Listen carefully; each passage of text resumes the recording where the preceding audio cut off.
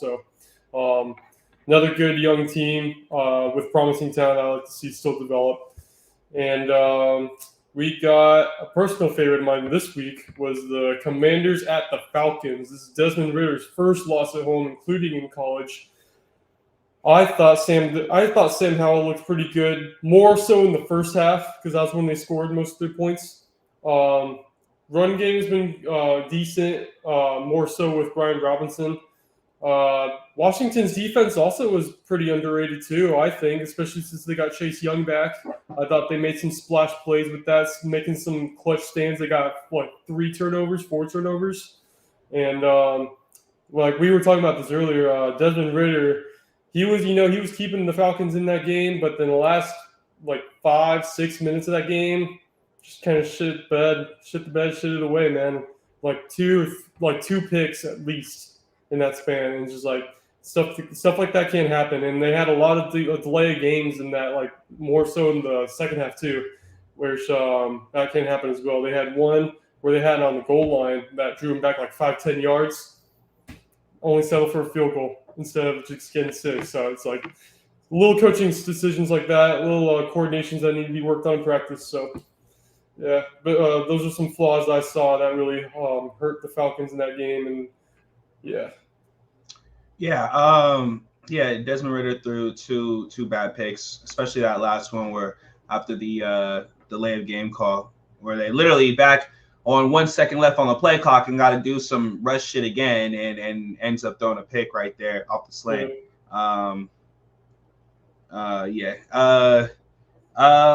My takeaways from the game, to me, I feel like the Commanders' defense isn't like it's not underrated to me. Like Ron Rivera is a defensive-minded coach, and he's been tipping his hat on defense for forever now. So they're supposed to be defensively sound, in my opinion.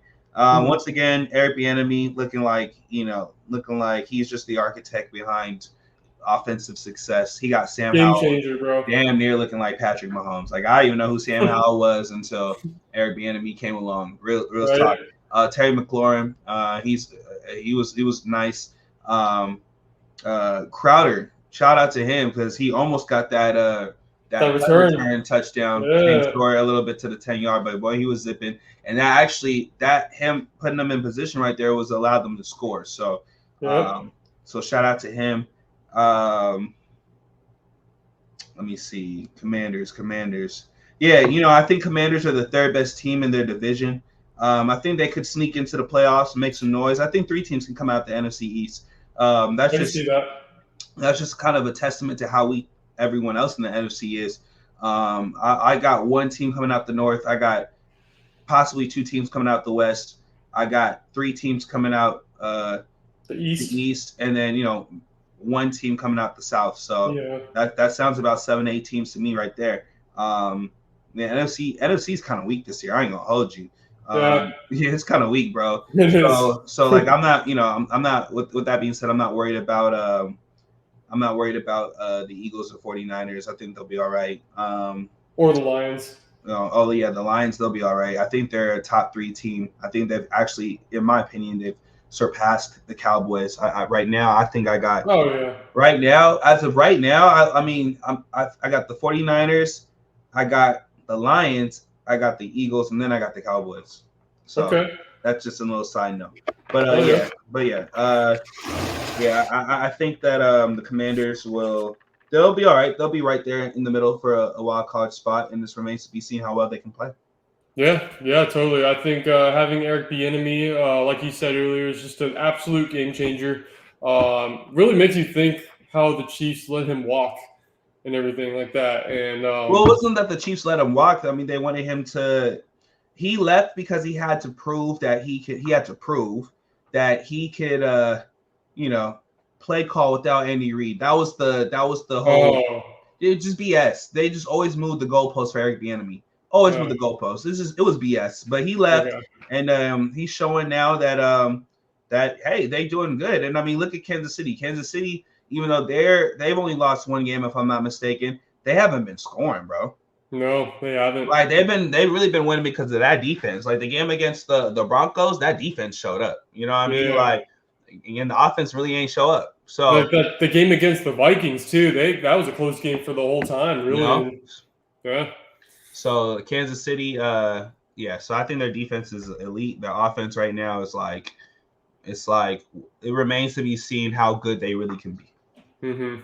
And speaking of disappointing teams, we got some teams that have already hit the panic button this year and already have their season in jeopardy, which include the Patriots, the Broncos, Bears, and the Panthers. And we said earlier the Giants, so I'll include those.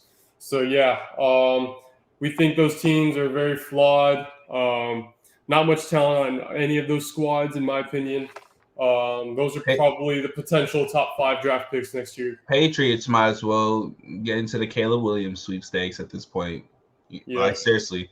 Also, Bill Belichick, I think this is it. Like I don't see him coaching again. You can't go out like this. 3-4 years in a row of no success. You know what I'm saying? Underwhelming success or underwhelming effort, underwhelming results. There we go. Bill Belichick, I think, his time has passed him up. I also think that the Patriot way just isn't suitable for today's generation. These guys, they're not trying to do the Patriot way like that. Mac Jones, I feel bad for him, but now, there's questions. Can you be an NFL starting quarterback? Because I mean, bro, like you can stink up the joint, but you can't look this bad. So the Patriots got a lot of questions. Giants got a lot of questions. Giants just overpaid for a quarterback. They haven't paid their running back. Yep. They fucked up there. They fucked up. The offensive line is not going to get any better. They keep trying to draft people, and it's not working. And Brian Dable, it's going to be one of those situations where I can end up seeing him like getting fired because he endorsed Daniel Jones. Daniel Jones isn't playing good. He's not getting the team to the coach just can't get the team to, do what they're supposed to do. I can see him getting fired in like a year or two if this continues. So Giants, the Giants they might as well be in the Caleb Williams sweepstake as well. But I'm so scared for that because Caleb Williams goes to the Giants, ain't no protection there, and and really like it's. I watch things like in the NBA when these guys get drafted to certain teams, but I think it's way more impactful in the NFL, especially if you're a quarterback and you get drafted to the wrong team, your career could be ruined. And I'm watching that right now with Justin Fields, watching that right now with Mac Jones. Like your career could be ruined depending on where you're at in your coaching situation. So. Yeah, and hopefully that doesn't happen to Bryce Young too. It's not looking like a great situation. 0-5 right now, 0-6. It's not good. Mind you, see, this is what I'm talking about. Frank Reich the year before was fired from the Colts. Why? Because he was like 2-4, 1-5 or something like that. Fired the year before, right? Gets a head coaching job. Mind you, the coach last year, I forgot his name. I think it was Lovie Smith. The coach last year, or maybe that was the coach of the Houston. Was it Matt Rule? Matt Rule was the coach of the Panthers. But he got fired. Remember, it was like an interim coach. It was like a brother. It was like an older, if I'm not mistaken. Probably. But my thing is this though, and not to go too crazy on it, but like I just feel like we give a lot of, and I hate to do this, but we give a lot of white coaches a lot of leeway in the league. I don't know if it's because there's a lot of friendship, backdoor handshakes and stuff like that, but Frank Reich did not deserve that job. He was not qualified to be the coach of the Panthers this year. He literally failed at his job last year and was fired last year mid-season. Why would the Panthers go and hire this guy? I mean, it's so bad that like now, did you hear about he's not going to be doing the play calling anymore? That he's going to have somebody else doing the offensive play calling. So in one season alone, you have your rookie quarterback have 2 play callers. Wow. Come on.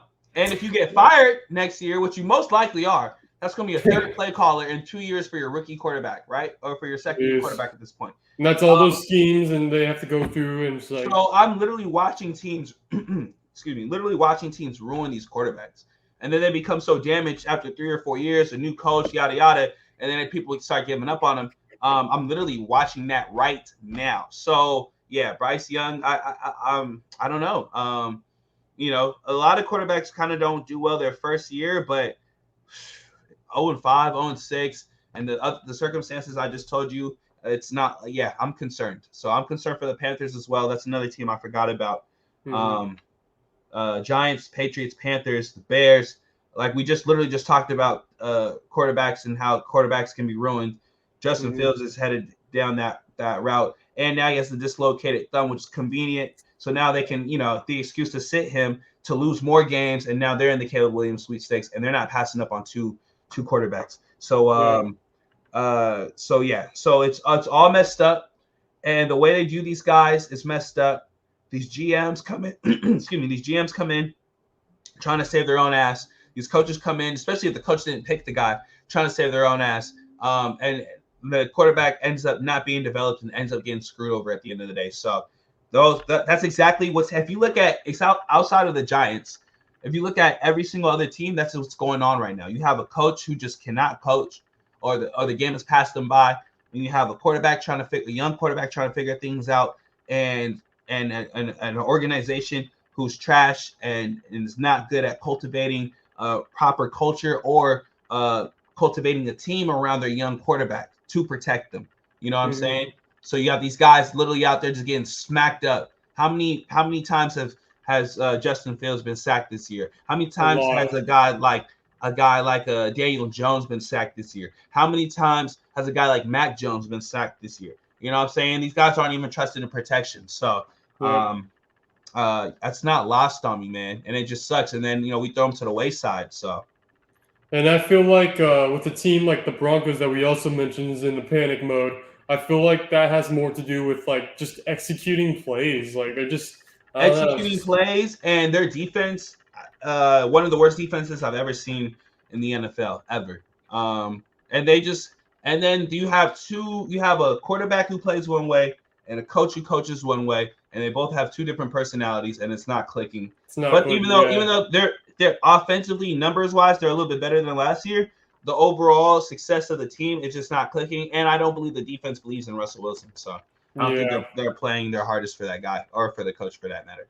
Yeah, I feel like most of that clubhouse doesn't really still lost from them. So a lot of handful of teams right there already in the race for that top draft pick. We'll look forward to see how that'll all turn out. See who gets that number one pick. With that, we'll wrap things up for the week 6 takeaways. Let us know in the comments any of your biggest takeaways as far as your favorite team, who you guys beat, favorite players that stood out, etc. We'd love to hear and interact with you guys. So with that, we're going to wrap things up. I'm your boy, Young and You. You can find me on all music platforms, and my Instagram is going to be YUNG_N.U. Hamilton James. Find me on all platforms under Hamilton James. Find me on Instagram at Hennessy Ham, TikTok 818 Hammy. Go Rams. 3-3 right now. Very excited. Second in the West. We've beaten the Seahawks and we've beaten the Cardinals. And we competed with the 49ers. I only lost by a touchdown, if I'm not mistaken. I'm liking what I'm seeing right now from the Rams. Puka Nacua is looking great. Cooper Kupp is stepped up. Sorry, I know we closed him. I just wanted to say that real quick. Yeah, Cooper Kupp back, looking healthy. I'm liking what I'm seeing right now. That one idiot, I forgot his name, that he got arrested. You an idiot, bro. Yeah, I knew you were talking about. Forgot about his name. I'm not going to even say your name, but you an idiot, bro. Don't screw up your life and throw away everything trying to be cool or tough or whatever, bro. You don't do that. So, yes. So basically, don't pull a John Morant. Don't be dumb. But thank you. Yes, you can find us, and this has been End Zone Emcees.